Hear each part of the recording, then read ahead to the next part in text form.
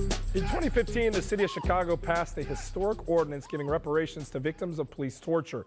It included money, the establishment of a mental health facility for victims, and curriculum in Chicago public schools. Still missing, though, a memorial to honor them. But an art exhibit is taking the first steps towards changing that, and the Jam's Brandon Pope has the story.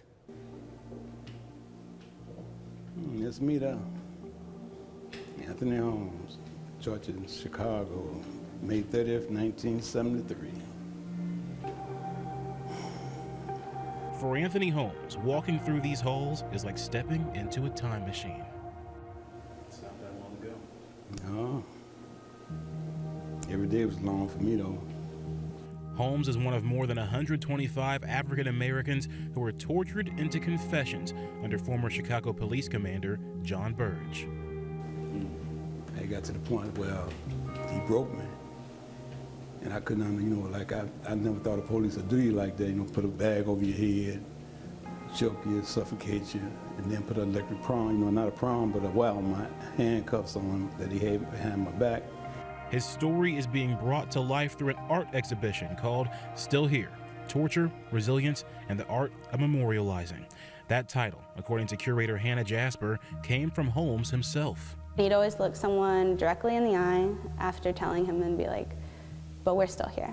And that became my ethos and my mantra. The exhibition features artifacts and artwork connected to police torture, educating visitors about one of the darkest chapters in Chicago's history, dating all the way back to the 70s. Aaron Peterson scratched this on the underside of a table after being forced to give a coerced confession saying that he lied about the murders.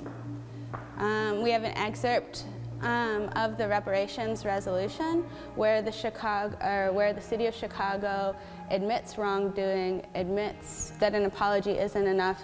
Part of that 2015 resolution offered a memorial to the victims, but it hasn't happened yet. Neither a site or funding have been approved. The art exhibition wants to change that by showcasing 6 designs from 6 different artists. It feels good now, but it kind of let me down because it took so long.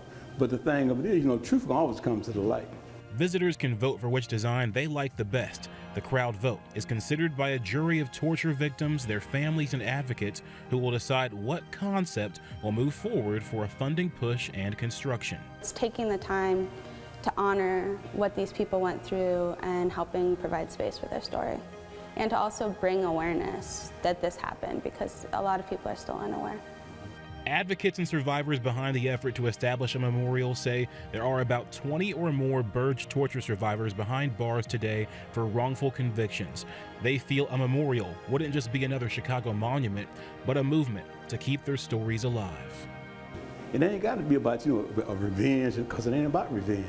It's about telling the truth and getting honesty, opinions from them, and make them try to do the right thing. So the next one's coming along won't do the wrong thing.